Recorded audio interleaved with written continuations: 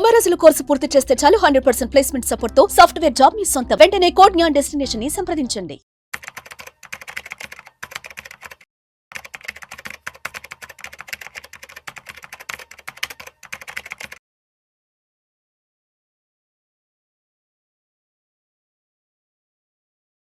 Sir Anil గారు నమస్తే sir. నమస్కారం విష్ణు గారు. అనిల్ గారు welcome to Vishnu talk sir. Thank you అండి ఇక్కడికి పిలిచారు. అనిల్ గారు ఏంటి అసలు బంగారం ధరలు ఏ మాత్రం ఆగట్లేదు, తగ్గేదే లేదంటున్నాయి. ఆల్మోస్ట్ 88,000 రూపాయలు 24 క్యారెట్స్ గోల్డ్ ప్రైస్ క్రాస్ అయిపోయి ముందుకెళ్ళిపోతుంది. ఎందుకంటారు ఇంతలా బంగారం ధరలు విపరీతంగా పెరిగిపోతున్నాయి? అండ్ ఇంకొక 10,000 11,000 పెరిగితే 1,00,000 కూడా మనం ఆల్మోస్ట్ టచ్ అయిపోతాం కాబట్టి అవకాశం ఉంది. ఏంటి అసలు ప్రస్తుతం గోల్డ్ మార్కెట్ సిచ్యువేషన్ ఏంటి? ఎందుకు ఇంతలా బంగారం ధరలు పెరుగుతున్నాయంటారు? ఎటువంటి కారణాలు దీని వెనుకున్నాయంటారు? అసలు ఈ బంగారం పెరగడం అనేది ఒక మన ఇండియాకు ఒకటే పరిమితం కాలేదు. గ్లోబల్ మార్కెట్స్ లో మొత్తం కూడా గోల్డ్ పెరిగిపోయింది, రేట్ పెరిగిపోయింది. రీజన్స్ 2-3 ఉన్నాయి. ఒకటి ఏంటంటే డాలర్ అనేది అన్ని కరెన్సీస్ కి అగైనెస్ట్ గా స్ట్రెంగ్త్ అవుతుంది.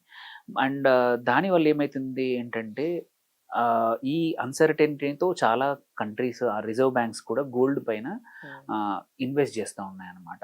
సో అది ఒకటి. దాంతోపాటు మన ఇండియన్ డొమెస్టిక్ సిచ్యువేషన్ చూసుకుంటే మనం గోల్డ్ అనేది ఇంపోర్ట్ చేసుకుంటాం.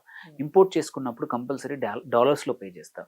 మన రూపీ వీకెన్ అయినప్పుడు, డాలర్ స్ట్రెంగ్త్ అయినప్పుడు, మనం కొనుక్కునే ఇంపోర్ట్ చేసినప్పుడు మనం పే చేసే అమౌంట్ ఆబ్వియస్లీ పెరిగిపోతుంది.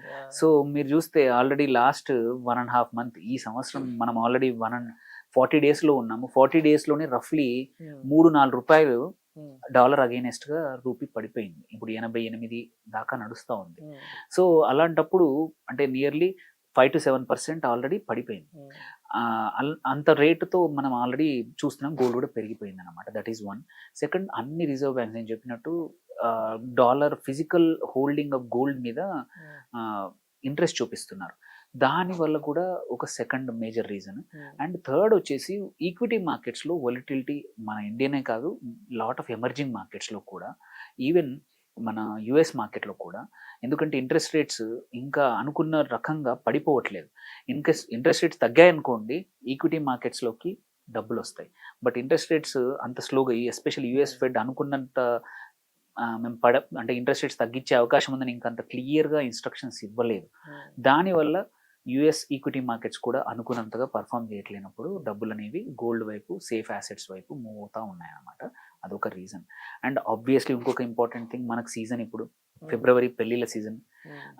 అదొక దానివల్ల కూడా one of the major. And ఇంకొక ఫోర్త్ ఇంపార్టెంట్ థింగ్ మిస్ కాకుండా ఏంటంటే 2024 తీసుకుంటే గోల్డ్ 35% అప్రిషియేట్ అయింది. వేరాజ్ ఈక్విటీ మార్కెట్స్ క్యాలెండర్ ఇయర్ లో 6 to 7%. యూజువల్లీ అపోజిట్ ఉంటుంది. మనం long term gold average returns తీసుకుంటే 6.5 to 7% అంటాం. సో ఇది ఈసారి తిరగబడింది రిటర్న్స్. సో జనరల్గా ఏంటంటే ఇన్వెస్టర్స్ యొక్క మెంటాలిటీ ఏంటంటే రీసెంట్ పర్ఫార్మెన్స్ బట్టే వెళ్తారు.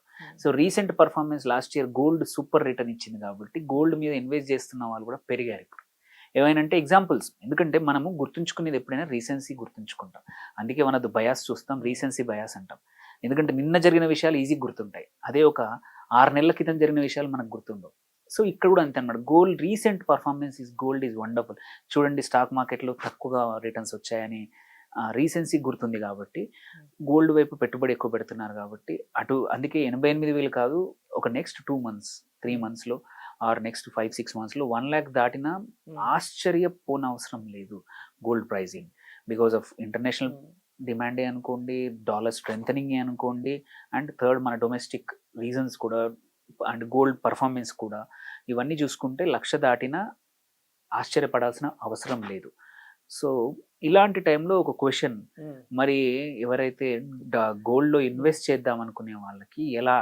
అంటే అందరూ 80,000 1,00,000 పెట్టి గోల్డ్ కొనలేని వాళ్ళకి అంటే వేరే ప్రత్యామ్నాయ మార్గాలు ఏమున్నాయి గోల్డ్ ఇన్వెస్ట్మెంట్స్ లో ఆసక్తి ఉన్న వాళ్ళకి? చాలా మంది ఏంటంటే మన ఇండియన్ ఫ్యామిలీస్ లో ఏంటంటే ఫ్యూచర్ అవసరాలకి పిల్లలు, ఆడపిల్లలు కానీ అబ్బాయిలు కానీ ఎవరున్నా సరే వాళ్ళ పెళ్లి టయానికి కొంచెం గోల్డ్ పక్కన పెట్టాలి, పెట్టడం అనేది ఒక అలవాటు అనమాట.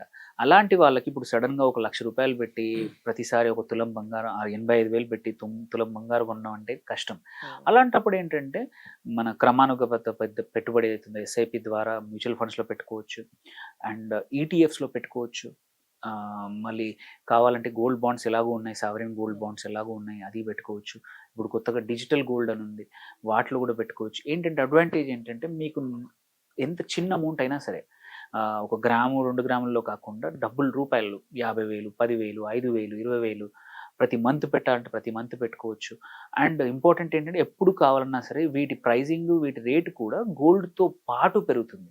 మీరు ఇవాళ లెట్సే ఒక 85,000 ఒక మ్యూచువల్ ఫండ్లో పెట్టారు, గోల్డ్ మ్యూచువల్ ఫండ్లో ఆర్ గోల్డ్ ఈటీఎఫ్ కొన్నారు.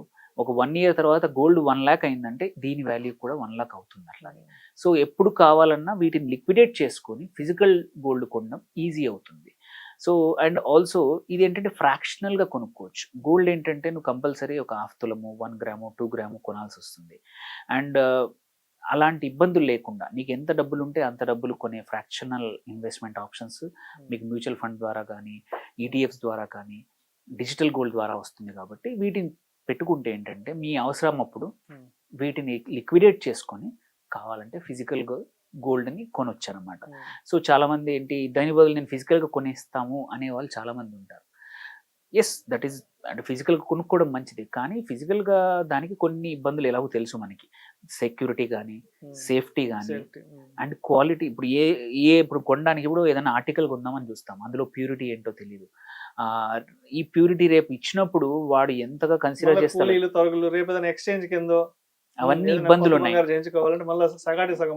ఎస్, అలాంటప్పుడు ఏంటంటే సింపుల్గా వీటిని కొనుక్కొని ఎప్పుడైతే అవసరం ఉందో, ఒక పెళ్లి ముందు, ఏదైనా ఒక ఫంక్షన్ ముందు మనం కావాలన్నప్పుడు దీన్ని లిక్విడేట్ చేసుకొని ఆ రోజు రేట్ సేమ్ రేట్ వస్తుంది మనకి, ఆ రోజు కొనుక్కోవడం ఉత్తమం అనమాట. సో ఇట్లాంటి ఆప్షన్స్ ఉన్నాయి. గోల్డ్ మాత్రం ఎవరికైనా కొనే సిచ్యువేషన్ మాత్రం కొనాలనుకుంటే మాత్రం ఇప్పటికీ ఇంకా పెట్టుబడి పెట్టవచ్చు. కాకపోతే ఏంటంటే దెర్ ఈజ్ ఇంకొక వర్షన్ ఏంటంటే గోయింగ్ ఫార్వర్డ్ ప్రాబ్లీ ఒకసారి ఇంట్రెస్ట్ రేట్స్ తగ్గాక యూజువలీ ఇట్లా గోల్డ్ ప్రైజింగ్ పెరగడం అనేది అన్యూజువల్ కాదు, సైక్లికల్.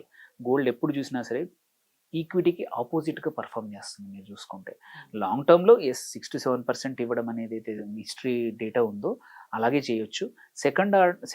లేట్ సెకండ్ హాఫ్ మళ్ళీ గోల్డ్ తగ్గిపోయే అవకాశం ఉందని కూడా చాలామంది అనాలిసిస్ నడుస్తూ ఉంది. సో బట్ టెంపరీగా మాత్రం నెక్స్ట్ ఫ్యూ మంత్స్ మాత్రం గోల్డ్ విల్ గ్రో. సో మనం ఎవరైతే ఇన్వెస్ట్ చేద్దాం అనుకున్న వాళ్ళు చేసుకోవచ్చు. ఈవెన్ టెంపరీ ఇన్వెస్ట్మెంట్ కూడా ఈటీఎఫ్ ద్వారా లో కాస్ట్ ద్వారా మీరు మీ డిమాట్ ద్వారా గోల్డ్ ఈటీఎఫ్లు కొనుక్కొని ఎప్పుడు కావాలంటే అప్పుడు వాటి అప్రిసియేషన్ కూడా క్యాప్చర్ చేసుకోవచ్చు. టెంపరీ 1 or 2 monthsకి పెట్టుబడి పెంచుకోవచ్చు. సో ఇప్పుడు ఆల్మోస్ట్ 88,000 క్రాస్ అయిపోయింది కాబట్టి ఇంకా మిగతా 10-11,000 ఏదో ఉంది కదా. అవును. సో మరి అది అంటే 1,00,000కి రీచ్ అవడానికి ఇంకా ఎన్ని నెలలు సమయం పట్టే అవకాశం ఉందంటారు? నా ఎస్టిమేట్ అయితే 2 to 3 months అండి.